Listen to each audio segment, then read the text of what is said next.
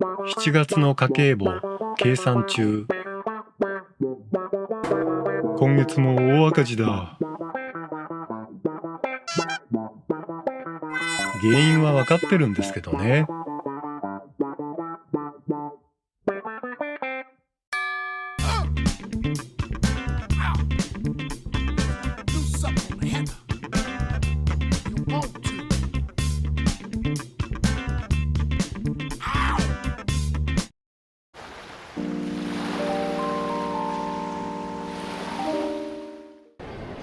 こんにちは、望月です。今日は毎月恒例の生活収支の回です。今月も大赤字になってしまいました。原因は先月お話しした通り、函館旅行です。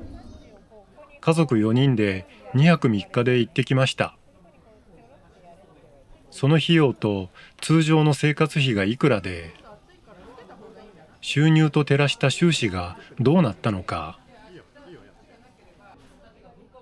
結果は赤字ですけど、見ていきたいと思います。羽田の時点で散財中。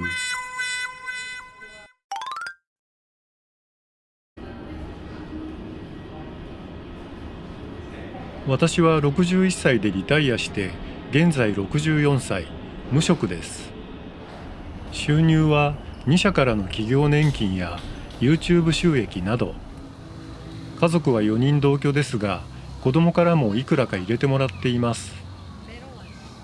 老齢年金はあともうちょっとでいただける予定です。では、まずは収入です。主収入の企業年金が2社手取りで21万5159円。子供2人からの生活費が5万円。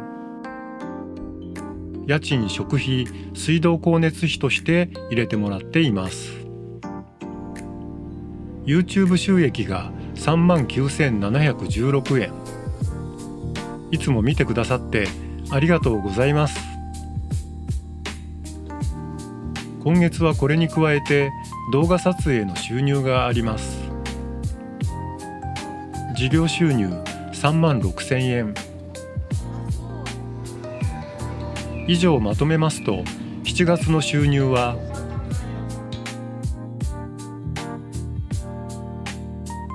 ご覧の通りとなりました。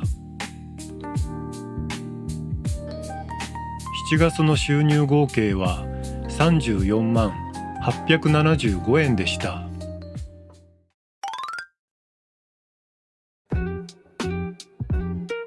まずは旅行費用を除いた通常の支出です。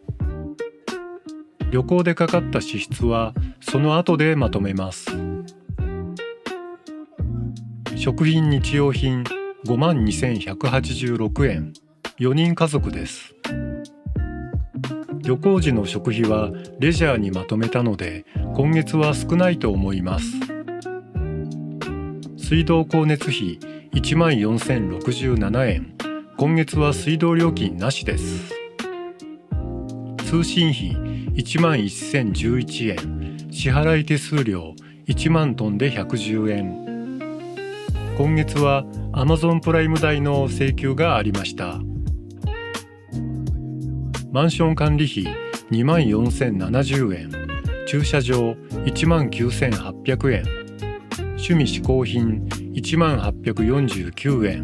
衣類雑貨1万39円。生命保険8801円。利用6270円。ガソリン代6229円。交通費4000円。荷造り運賃140円。撮影データの納品郵便代です。住民税417円。健康保険料3万1420円。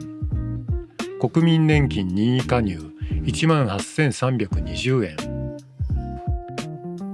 以上、通常の支出合計は22万7729円でした。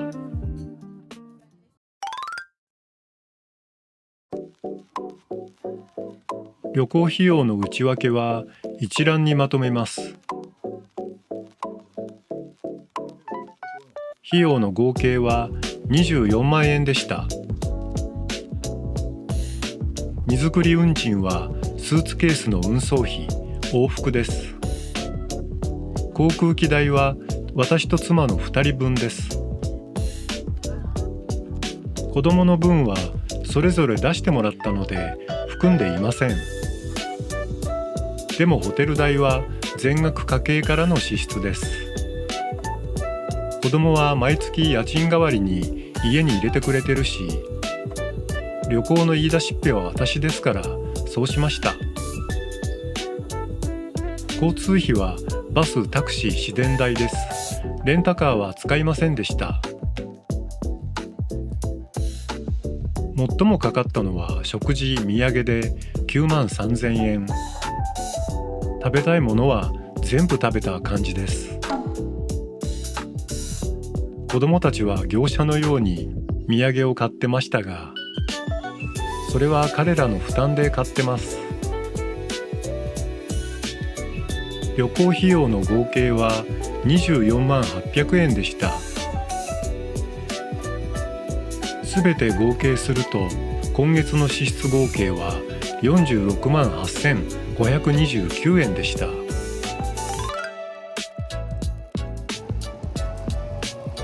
さて、今月の収支はご覧の通りとなりまして、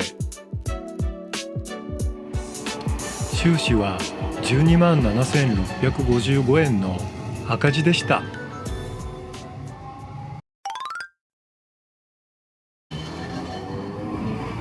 先月の動画でお話ししましたが、ここ函館は転勤で3年ほど暮らした町です。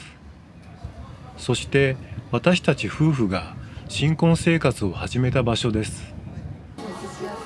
子供が生まれたのは東京に戻ってから。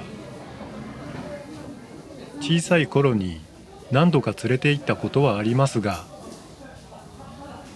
記憶にないそうで、だから大人になった彼らを連れて行きたかったのです。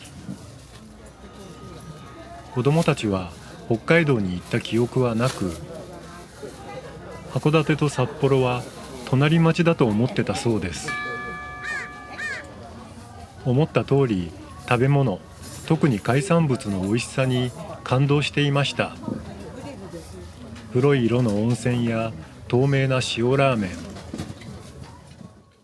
市場で刺身とご飯を買ってその場で食べたり、焼き鳥弁当やラッキーピエロのハンバーガーは当時と変わらず美味しかったことを伝えることができました。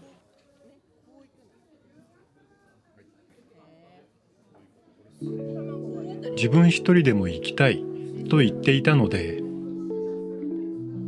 費用はかかりましたが連れて行けてよかったです。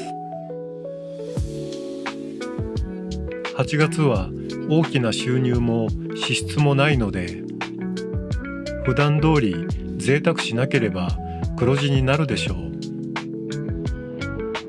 皆さんの家計簿はどうでしたか？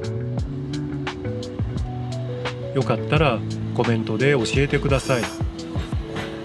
この動画の感想もお待ちしています。